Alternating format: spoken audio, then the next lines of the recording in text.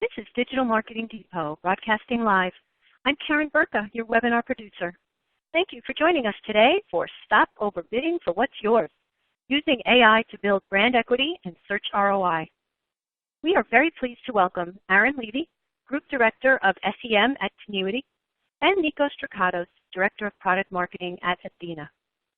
Now, before I turn the webinar over to our speakers, I want to tell all of you a couple of things. If you need some help or have a question for our speakers, just use the Q&A box and we will do our best to help you.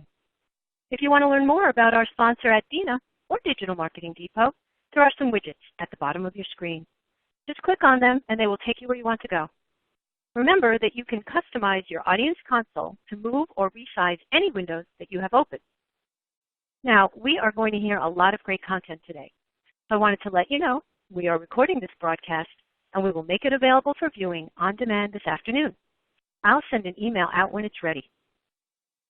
So with that business taken care of, let me make some more formal introductions to today's presenters.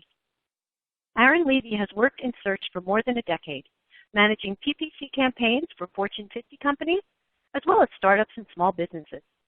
He works to drive productive innovation in search, display, native, and video for some of the best brands in the world, all by supporting the best team in the world. With more than 10 years of experience, Nikos Trakatos helps search marketers realize their full digital potential by delivering unrivaled competitive clarity. Throughout his career, Nikos has been dedicated to marketing ad tech products, from designing propositions for mobile marketers at Velti to connecting the pipes on the seller side at Pubmatic. Now, audience, you can see more complete bios and contact information for our speakers on the left side of your console. Remember, if you have questions for our industry experts, please make good use of that Q&A box anytime during our presentation.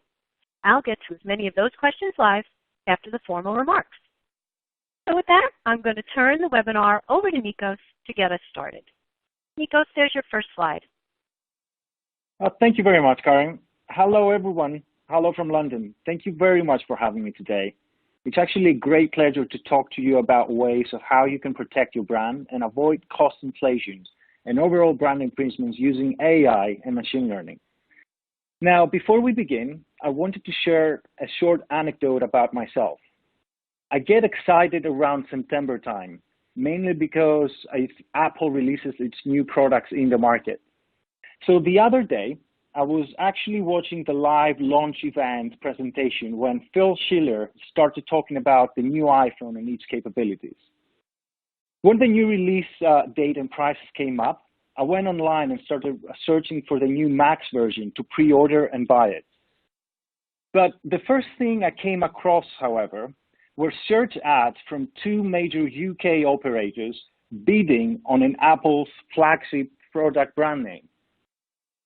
Apple invests tons of money in keynotes, events, TV ads, and billboards, so we can all go and buy their products at their physical stores or even online.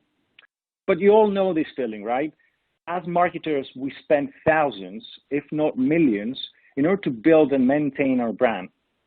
We do this across multiple channels, whether above or even below the line. But it's not just Apple that faces similar issues.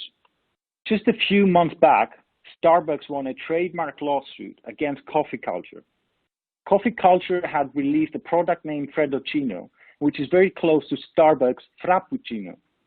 With the right marketing, some brand building activity, of course, and consumer confusion, Starbucks claimed that it cost them approximately $1.5 billion in revenues in the space of just 1 year. Now, don't get me wrong. I'm not suggesting this was all down to search advertising, but what's the first thing we all do when we hear about a new product, see an ad outside, or watch a video on our phones? We go and search for it. I'm telling you all this because we live in a world where brands will try and capitalize on someone else's success. What this industry is missing is transparency across the board. And this is where Athena comes in. At Athena, we believe in a world of search transparency where precise ads connect marketeers to consumers. This statement is key to our ethos here at Athena. It's a big and aspirational statement but we want to be across channels that impact search advertising. Search is a channel that drives transactional traffic. It drives clicks into your business, which will then convert and turn into revenue. We deliver full transparency, which is something that sets us apart from the search publishers' blind auctions and black box paradigms. We remove the guesswork for marketeers to efficiently deliver the right ad to the right consumers at the right time, even for the right price. And finally, we empower advertisers to connect with their consumers' intent to purchase from their brand. We're in a position to boast some fantastic leading brands we work with across a number of different sectors. We work with over 14 different business sectors ranging from retail, finance, travel, and even automotive.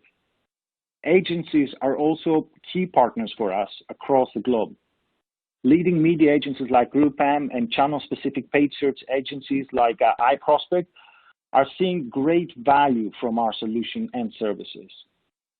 And that is mainly because we strive at delivering the best technology, solutions, and services, ensuring they are successful in their advertising strategies, starting with search.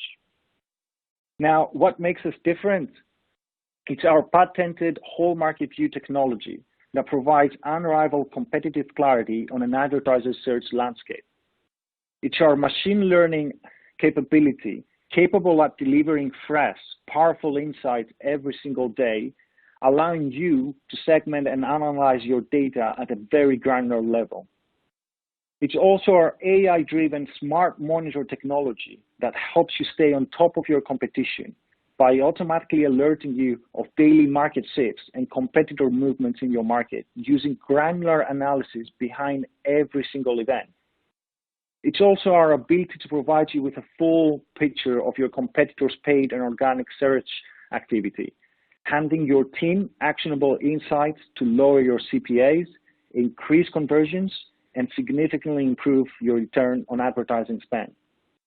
And finally, it's a world-class customer success team that helps you reach your goals each and every step of your way to competitive intelligence.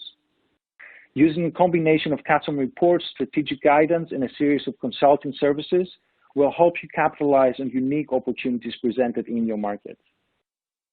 Now, I'll hand it over to Aaron, who will walk you through some of the latest market trends around brand protection, as well as CPC changes in search advertising. Aaron, over to you. Thank you, Nikos. And I'll start off with a quick, and I mean quick, overview of who Tinuiti is. You already know who I am. So a lot of people, including our webinar hosts and hostesses, were a little confused as to who Tinuiti is. So we're a full-service marketing agency. We take over the full funnel, everything from front to back, including creative, brand identity, all with a focus around incrementality. So you're going to hear that word a lot throughout this webinar, focusing on making sure that, you know, when you are paying to protect your brand, you're paying for something that wouldn't have happened otherwise. You're paying for something that will lift. So you may be wondering, why did I hear about Tinuiti as of today or recently? So I used to work for an agency called Elite SEM that many people are probably familiar with.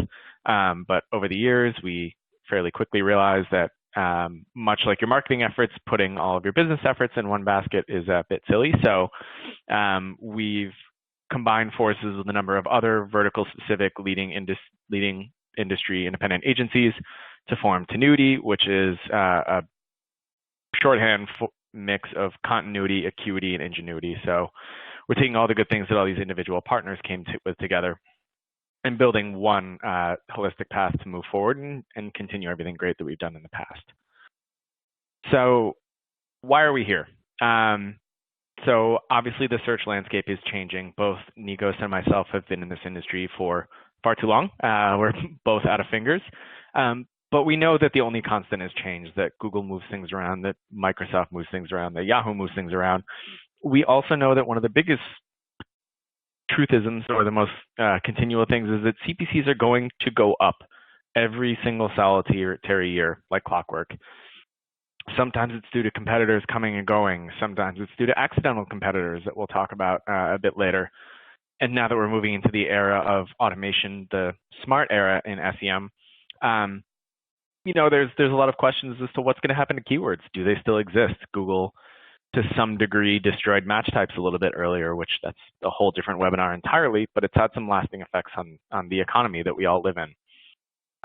The other thing that's a little bit really interesting that makes this particularly notable, which has made the last few quarters very tumultuous, for lack of a better word, Google had their worst single stock day ever when they missed their first quarter earnings. It's to say we had a good deal of volatility in the marketplace immediately after, but it was the first time that they had really swung and missed. There's certainly a number of different factors that go into it. I'm not going to advise your portfolio any day, but the thing that you can expect when someone misses earnings and when their stock goes down by 10%, you expect things to change, and change they did, whether they were planned or not. Again, different webinar. But looking into CPCs, as I mentioned, they go up every year. If you listen to Google's earnings calls, they'll usually say they go down, but it's a bit misleading. It's kind of a law of averages. So across our entire portfolio, for every branded term that we manage across $750 million odd in search ad spend, we're seeing branded cost per click up 9%. That may not seem like much, but again, I think it's a little bit of a lie in averages, that the actual number can be a lot higher. And what we're seeing as we dive a little bit deeper, and I started poking into some individual accounts, the results are absolutely all over the place. Some folks are seeing them raise 17%. Some folks are seeing them double. The interesting thing with some of these factors is when you think about the cost effect, knowing full well that your average order value, your average customer value is going to remain the same, a 17% lift for that one client costs the client about $71,000 a quarter. For the client in the SaaS industry, who's one of the more volatile areas for branded CPCs, costs them nearly $1 million a year. That's a huge number. Now, not everyone is going up. We're seeing a number of folks going down as well. In a branded apparel company, CPCs are down 40%, so they're saving $50,000 a year. Some are down 20%. But the fact of the matter is, nobody's CPCs are exactly the same. Even some instances where we have clients went from 1 cent to 2 cents as a CPC. On surface level, that's very little. But when you think about it and take a step back, you realize that every single dollar that we are spending on brand campaigns just doubled. We're doubling our investment and getting zero additional back, which is a scary thing. So some of this stuff is happening due to landscape shifts. And before you ask, yes, I did go cutesy patootsy and all folly with all of my imagery. Yes, that's on purpose. So I'd be remiss if we didn't talk about our dear friends at Basecamp. I'm sure that we've read the article considering Google, I think, holding hostage or holding brand traffic hostage, which, again, I have a number of opinions on, but the fact of the matter is it's Google's platform, it's their traffic, and what they give away to us is nice. But what we have to defend certainly is something. So this is largely where the argument starts, is a CMO says, why do I have to pay for my branded terms? It's my brand. A number of arguments that you can make. The word Basecamp existed before Basecamp existed. So do they own the word? Up for debate. But this is your pretty standard SERP. And this is one where a couple of folks are clearly conquesting, trying to take advantage of Basecamp's branded searches. But there are other things happening too. Again, the only constant is change. So that means Google moves things around. This is an example of searching for tile. You can certainly argue the difference between the meaning of the word. Is it tile, the company that helps you find things? Is it tile for your floor? If it's tile, the company that helps you find things. In this case, we saw that Apple was bidding on their brand term for something that, yes, is effective, but do you want that traffic going to Apple? I don't know. And then we're seeing shifts in the actual SERP layout. So this is an example from our client Peloton, where when you search for the brand term, not only do we have to defend ourselves with our typical text ad, we also have to worry about shopping campaigns as well, as they've moved PLAs up above the fold. So when that happens, we inherently wind up seeing people competing to recover traffic that they got used to, even though that traffic just may or may not be there anymore. And when we're talking about close variants, I mentioned the accidental competitors.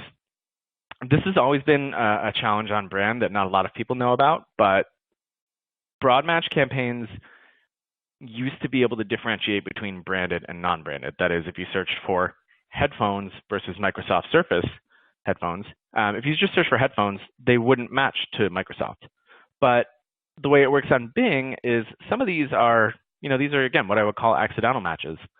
So for example, the two ads from, or the ad from Walmart, just the one ad, they were just bidding on the keyword headphones, and it matched to a branded term.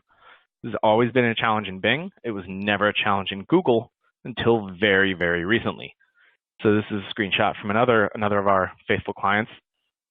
Those two ads below Terminix's branded ad are both for the keyword pest control. So that wasn't a challenge up until recently when Google changed how match types worked. But now that we're facing this, the biggest challenge there is that the economic model changes. So then our branded terms are then competing against other people's non-branded terms, which in turn shifts the auction dynamics as people are bidding more, which raises our CPCs and puts us into a whole new competitive set.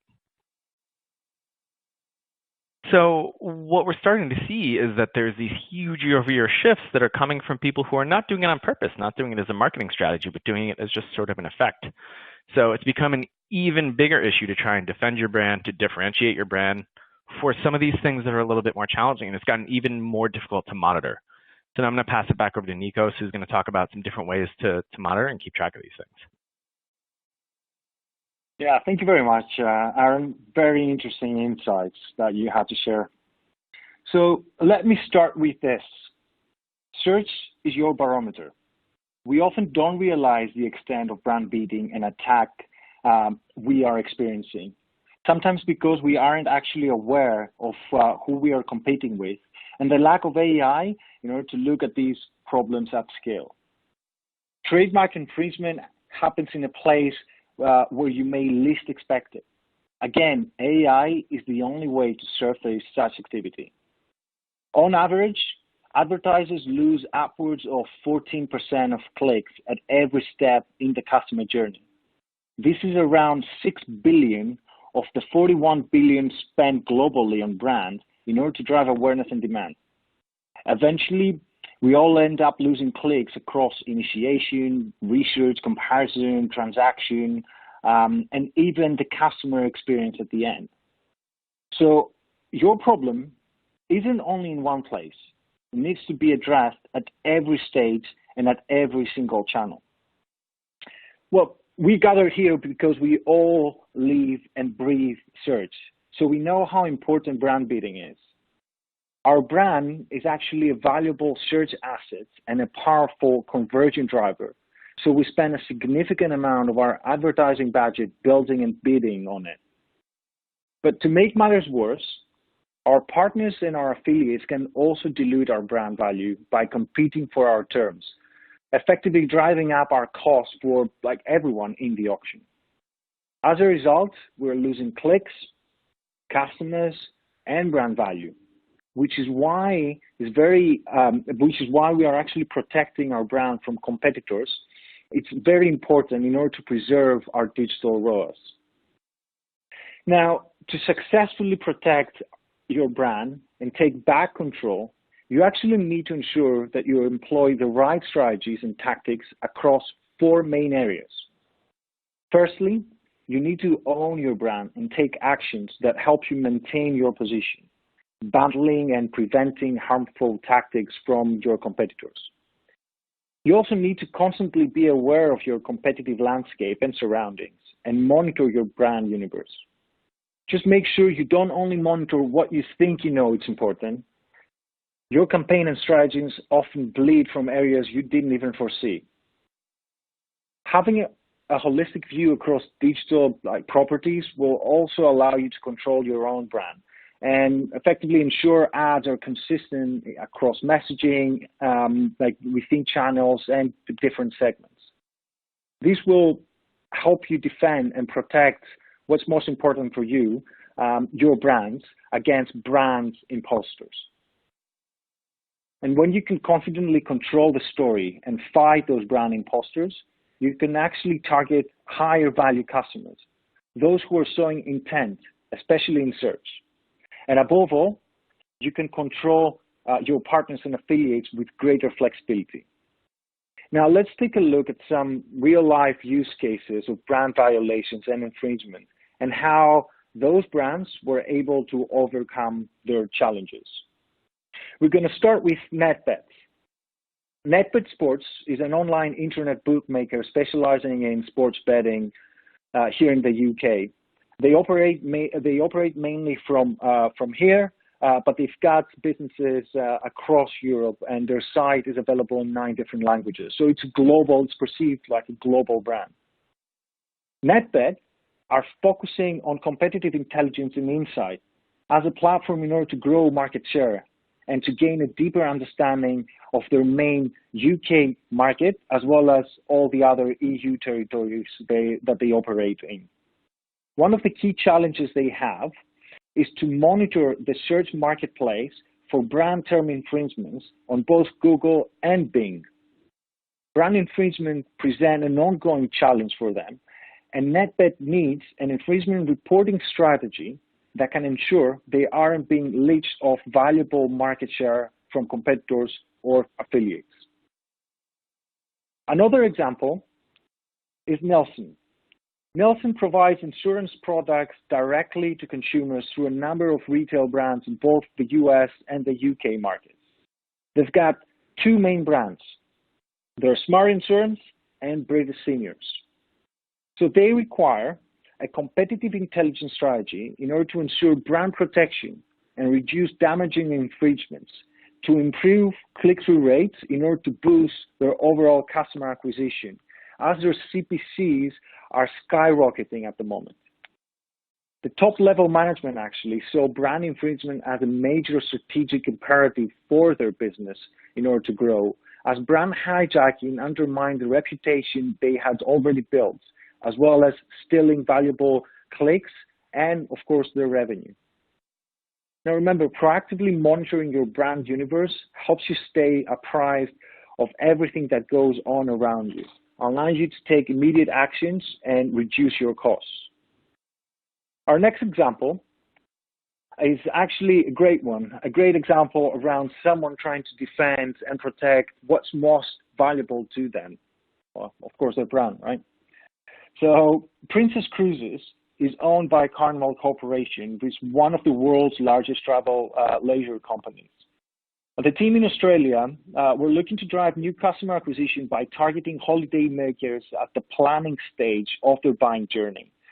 But it needs to reduce their CPCs of their brand campaigns if they want to be successful, as competitors constantly bid on their brand terms because they're leaders in their market. Now, aggressive brand bidding by its competitors is actually driving up the CPCs for the brand's paid search campaign. And in order to meet their business objective, they actually have to reduce spend on brand terms and invest budget on broader search terms in order to target new audiences that research for like the next holiday. And my final example here is about protecting your home from your own people, let's say, your partners effectively and your affiliates. And that's because everyone will want what you have. Nordic Choice Hotels is one of the largest hotel groups in the Nordic region. They've been established back in the 1990s, and the brand now operates almost 200 hotels across the Scandinavian and the Baltics area here in Europe. With a vast network of collaborators and operating in a high competitive industry, Nordic Choice requires a brand protection strategy in order to improve digital performance and help them understand the complexities of the travel landscape, as well as to provide actionable insights for optimizing their ROI from their paid search channel. One of the biggest challenges they face, however, is to ensure their partners remain compliant with their term. As you can see, there's a diverse set of challenges across the board here for all the brands. Now, I'll pass it over back to Aaron, who's going to talk to you about all the exciting stuff, including AI and automation. Aaron, over to you. Nikos, I hope that you get a discount for Nordic Choice Hotels for a lovely Scandinavian vacation. If you do, you should share it. That would. I hope so too. Thank you. All right. So I did a little survey. I will say that there's a good deal of bias that comes in this survey, as most people who follow me on Twitter tend to either think like I do, or maybe they hate me and they just want to make fun of me privately. But in any case, I did a quick little survey on Twitter. My handle's big A, little a, if you want to see me tweet random musings and snark. But I asked a couple questions to some of my peers, colleagues, friends, not so friends, to figure out how people think about brand terms in this weird AI-driven future. So the first one, and this would be the most obvious one, how many people expect that SEO is going to pick up brand terms if you turn it off? Do you bid on everything? Do you bid on nothing? Do you bid on something? What constitutes a brand term in your mind? This one I think was actually the least shocking of any of the questions that I asked. So literally 0% of my followers said like, nah, I'm not going to bid on my brand term. I know that there's people out there that are either philosophically, morally, or fiscally against this, but of my group, the 30-odd people that filled this out, 0 of them omitted brand terms completely. I'm sure there are some of you out there, but in my group, they didn't.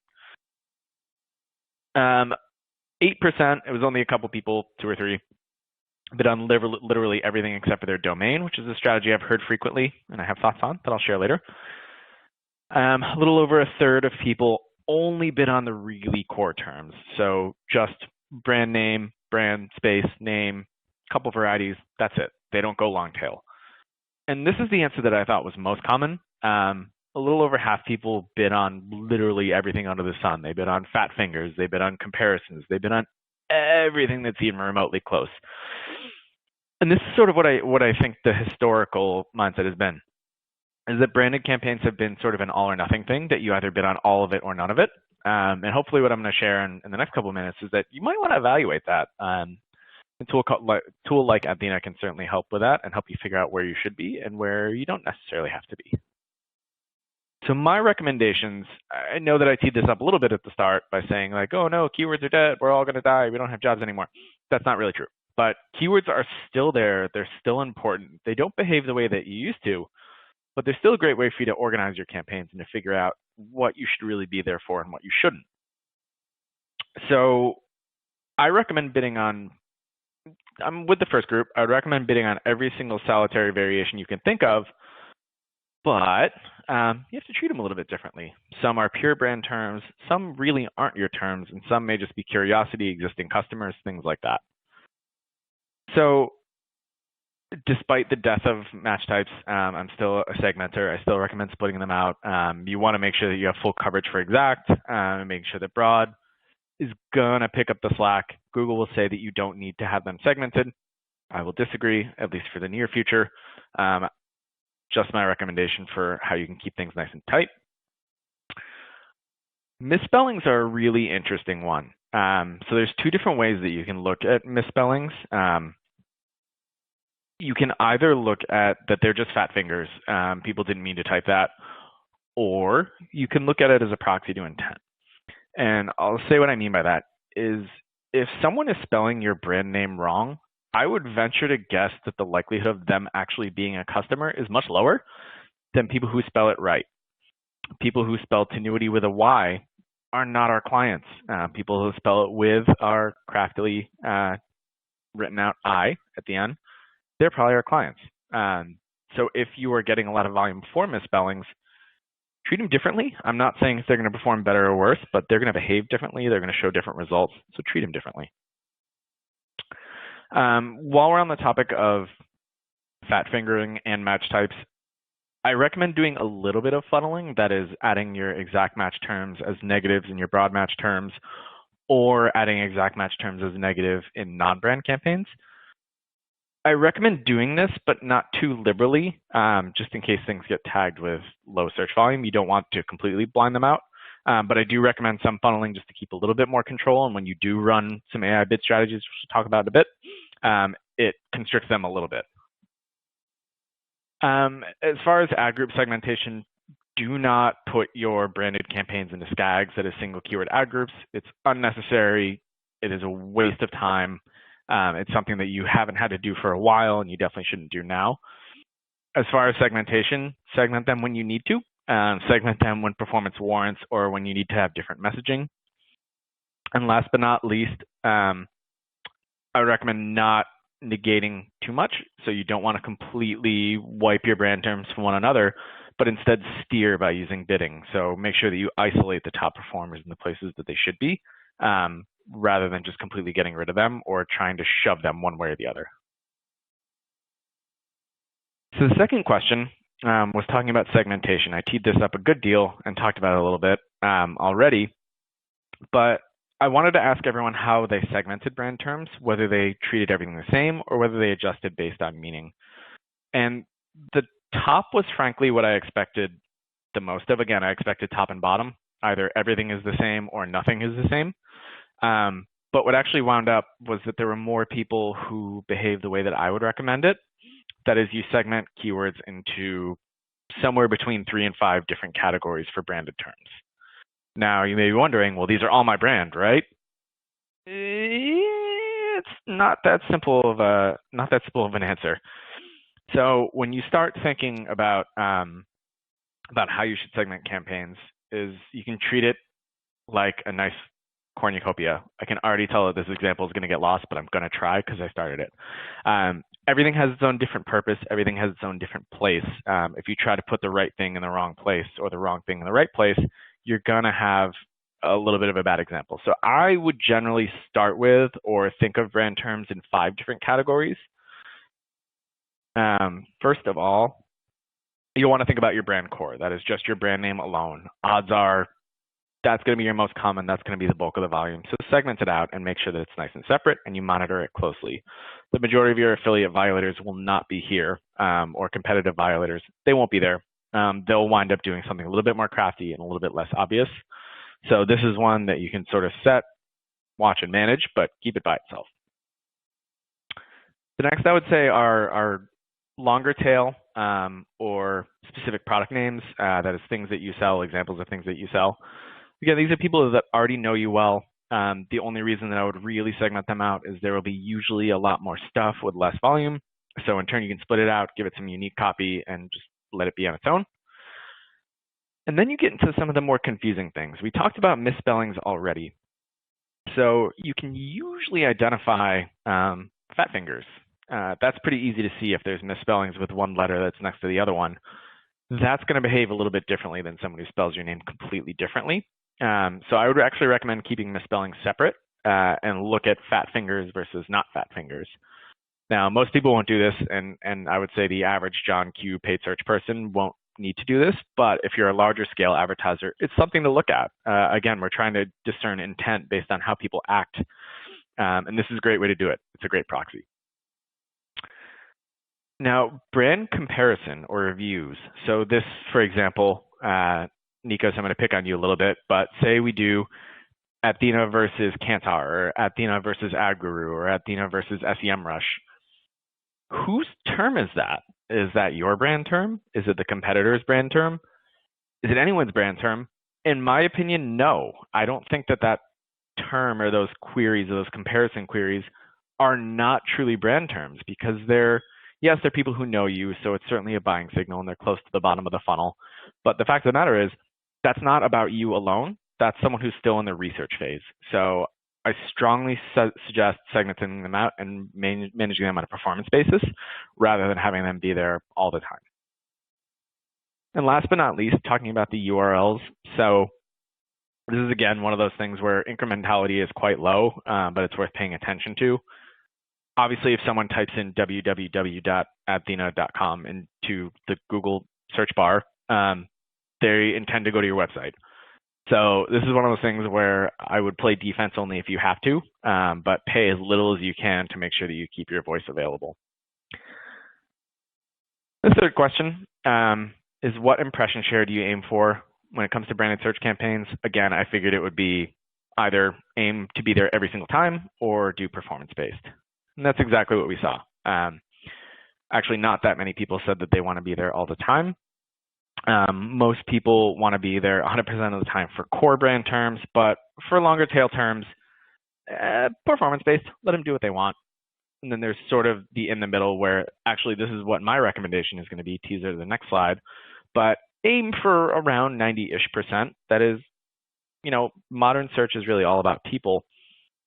I don't necessarily want to show my ad or pay for everybody to come to my site. Even if it is my branded term, that doesn't mean that they're in my audience so they're going to pay for my stuff. So sometimes you got to let some stuff go.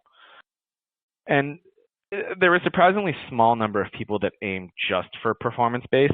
I don't have a strong opinion as to whether this is right or wrong. It's a business decision more than anything, but it's certainly something to consider.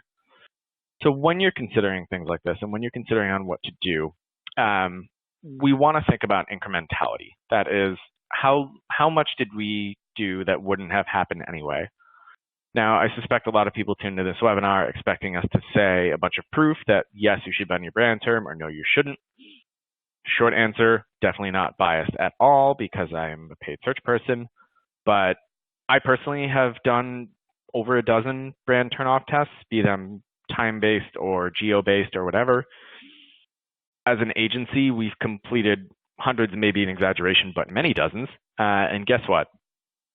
The solution is always in favor of keeping brand search on, but there's a diminishing point of returns. That is, going for 100% impression share is rarely the right answer. And I'll explain to you a little bit why. So the concept of incrementality obviously is not just tied to analytics, but you can think about it from a bidding perspective too. So, the next search is always a little bit more expensive than the last. So this is just taking a couple of examples from Google's bid simulator. Say you have 90% impression share and you pay $1 CPC, you have a nice little profit, nice little $36,000 profit, assuming everything remains steady.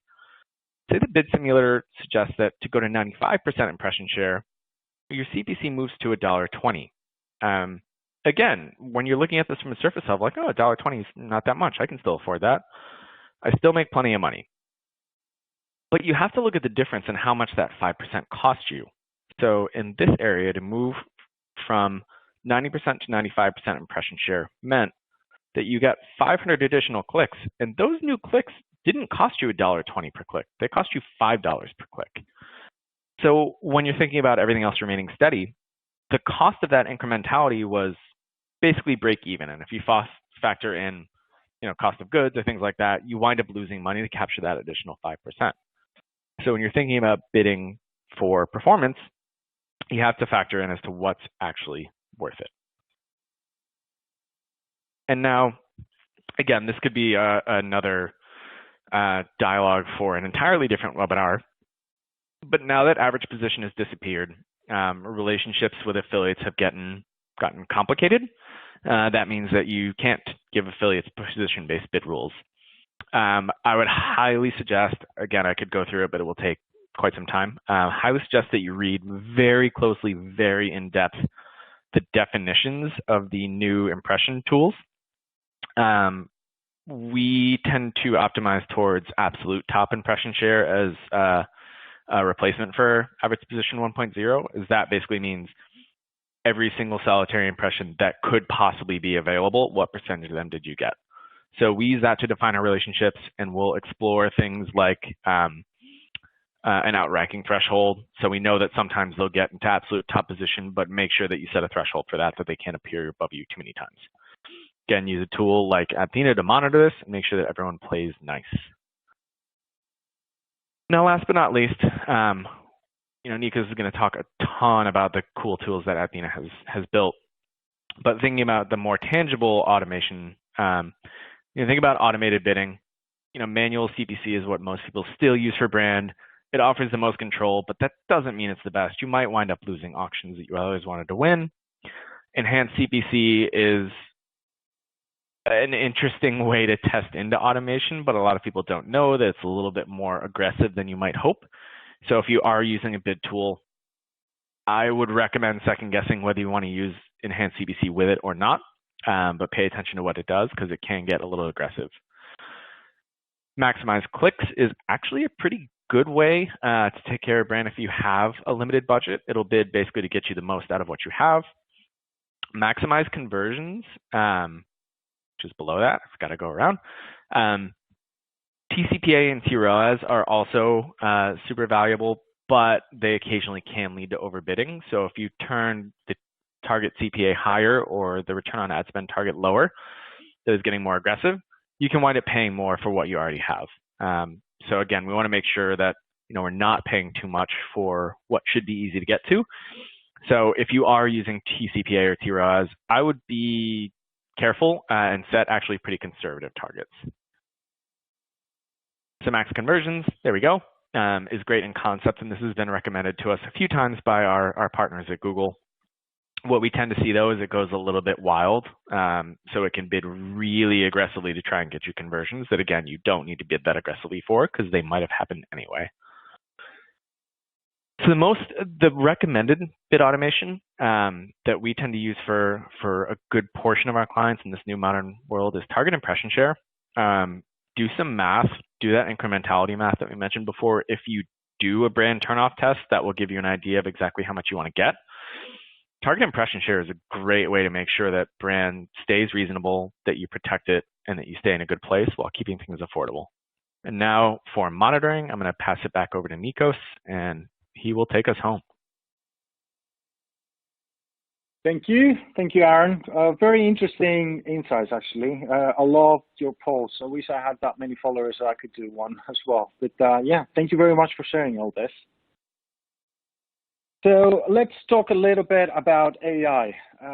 Why is AI important when it comes to protecting your brand?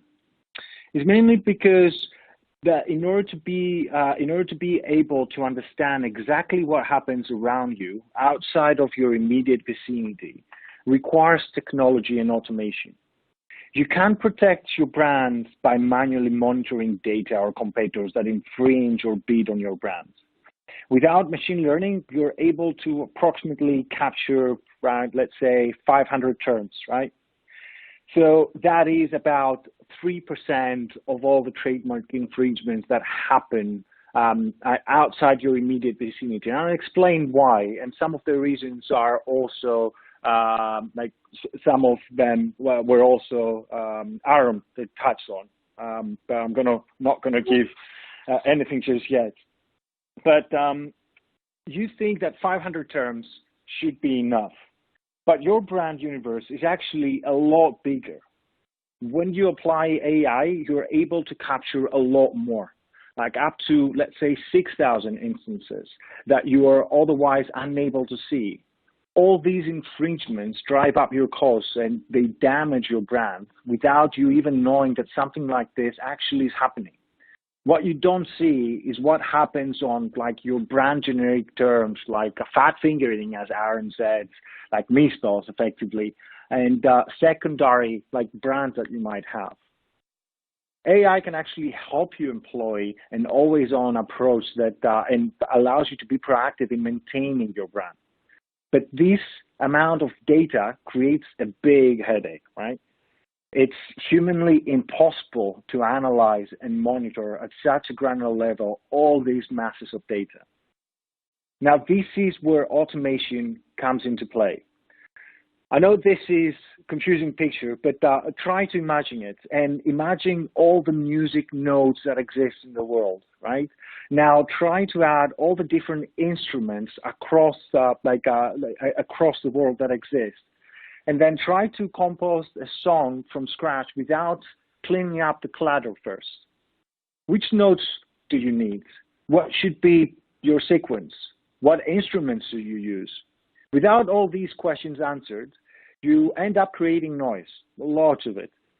To make sense of everything, you actually need a composer. And nowadays, these guys come computerized in order for them to analyze millions of different parameters instantly and allow us to make sense of everything and effectively create music. Now, brand bidding actually is very similar to the brand bidding process. In order to make sense of everything, you need to set up automated activities that help you categorize infringements and even analyzing the threat level at different categories. This helps you be a lot more efficient with your brand protection strategies. The first step is to work with tools that are smart enough to recognize if any anomaly in your market is worth your attention or not. Similar to our digital composer earlier, imagine getting alerted for every single instance of those 6,000 infringements we talked about. Automation actually helps you better analyze and hone down to the real problem so you can respond faster and with greater confidence. So what are some ways automation tools can actually help you become more efficient and action on the data you surface? You should take advantage of your technology by allowing it to set up automated search term groups. This way, it's actually easier to extract the information you need and action it timely.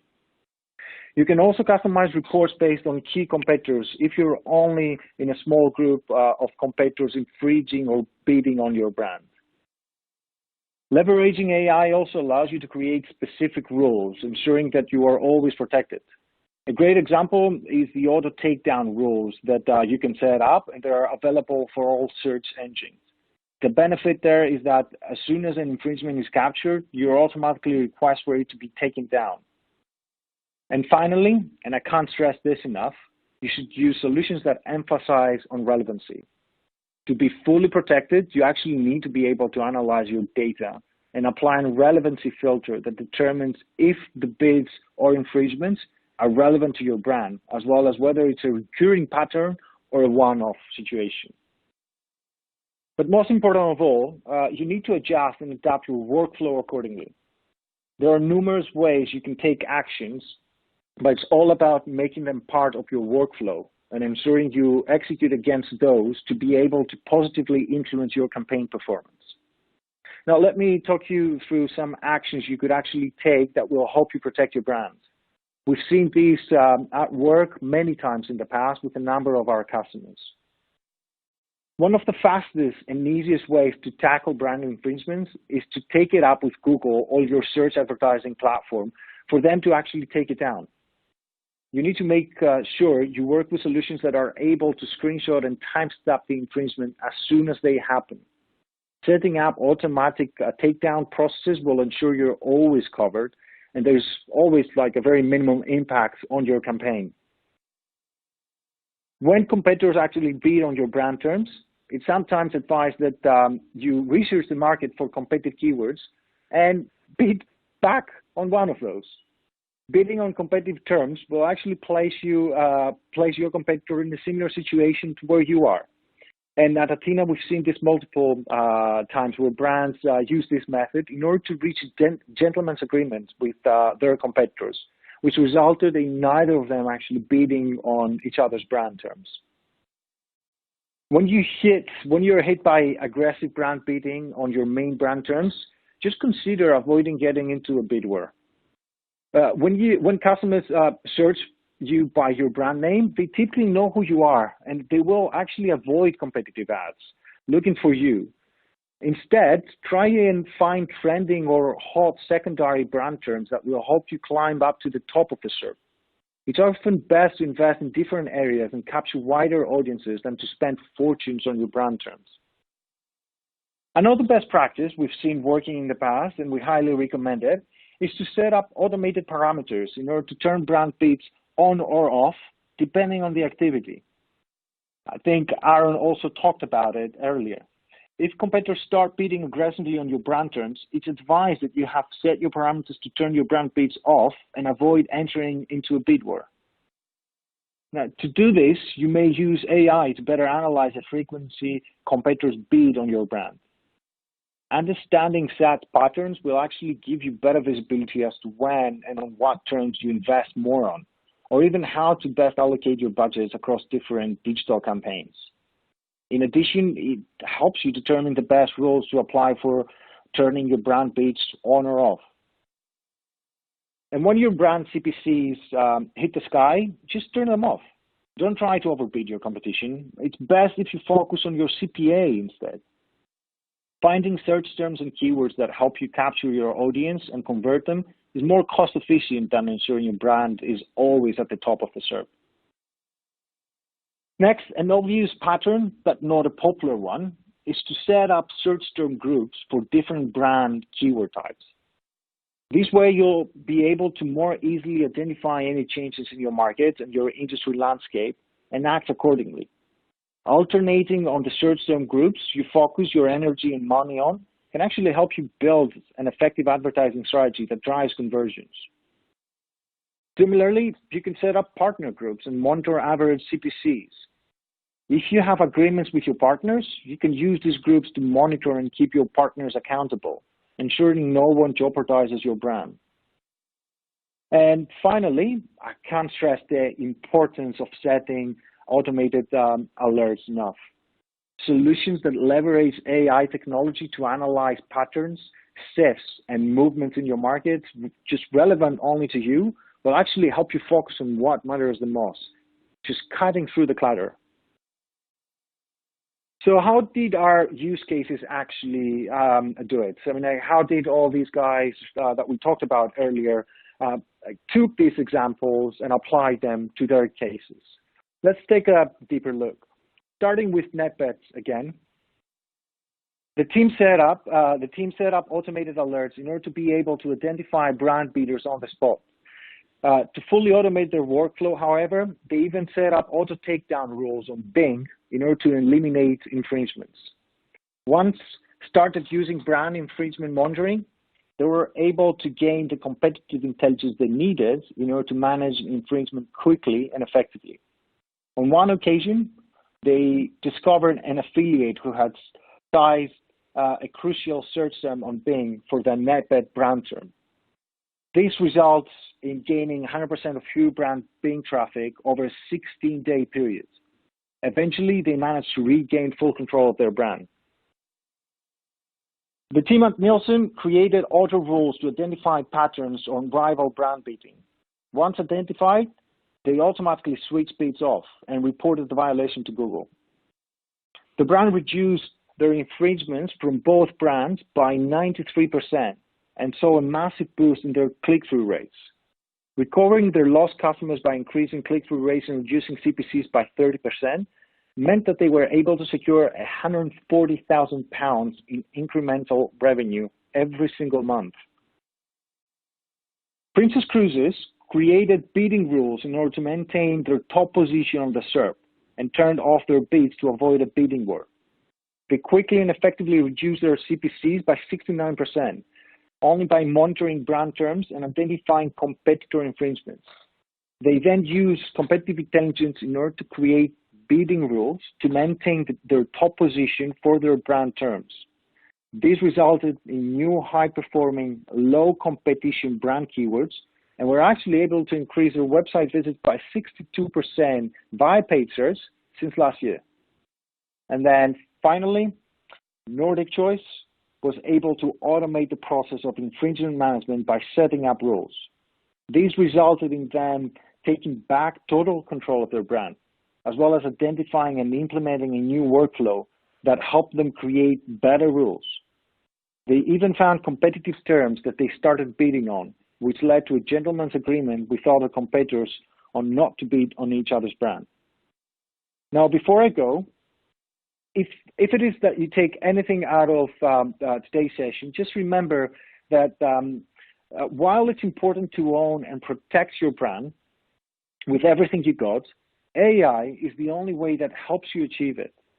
Using AI in your brand protection strategies ensures that you have the widest and most transparent visibility into your entire market, making sure you capture and prevent infringements and violations on your brand. However, without automation, you'll never be able to own your brands, monitor your entire brand universe, defend and protect what's most valuable to you, or even manage your partners and affiliates more efficiently. Now, thank you very much for your time and for listening to me. Karen, back to you. Thank you, Nikos. Oh my goodness. Audience, I feel like between Nikos and Aaron, we have gotten just a primer in best practices for paid search and brand terms and bidding, and also protecting all of your brand assets online. So thank you both. We had hoped to have some time for Q&A, and we've run really short, but what I do want to do is I want to put up one question that I'll have Aaron and Nikos answer really quickly because we've talked so much about protecting your brand. The question that came up, and I'll roll a couple of things into this really quickly. How do you know when your trademark, your brand terms, etc., are being infringed upon? Nikos, I'm sure that there's some sort of alert system or something in Athena. Maybe you can talk about that really quickly. Oh, yeah, sure, absolutely. Yes, I mean, like a way to actually collect evidence is by working, I mean, like at Athena, we've got a capability that as soon as an infringement happens on your brand term, we're able to screenshot the entire search engine result page on Google or Bing, wherever that is, screenshot it, timestamp it, and highlight the exact infringement. So you are then automatically alerted as to who was your brand infringer, like when did that happen, and it helps you take actions and apply to your strategy effectively.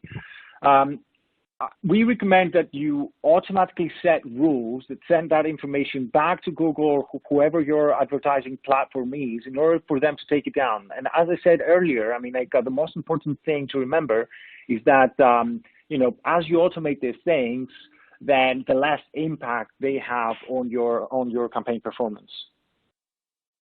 Great. And Aaron, go ahead, Aaron. Yeah, I was going to say, chime in on that.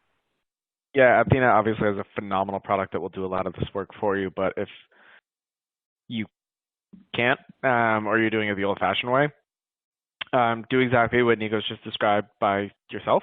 There's some stuff that you'll miss, but the only additional thing that I'll recommend is when you do see a competitor, right-click on their ad and copy the link address.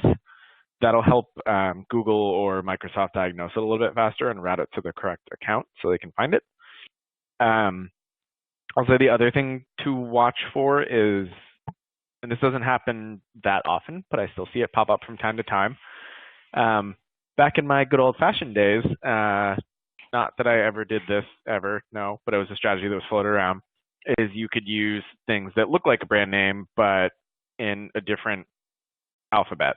So that would scoot around Google's automated detectors. Now, do not do this. It is immoral, and frankly, it doesn't really work that well. But honestly, aside from AI, sometimes it doesn't hurt just to Google yourself, search yourself, and see what's out there. Obviously, AI can cover a lot of it, but it's interesting just to see what the old SERP looks like and see if stuff moves around. Great. That's great advice. Thanks to you both. All right. Well, unfortunately, that is all the time we have today. So I want to give a big thank you to Aaron and Nikos for a very informative and timely presentation. And I want to thank you, audience, for the questions that you did send in to us. We did run a little bit short on time, so I just want everyone to know that we're going to pass all of the questions that came in along to our friends at Athena for follow-up. I do want to give a special thank you to Athena for sponsoring our webinar. You can check out the company and the platform here, as you can see, at www.athena.com.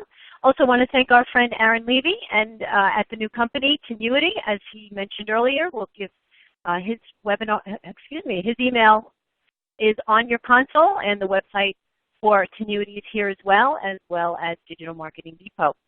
That's all for our broadcast today. We look forward to seeing you next time right here at Digital Marketing Depot.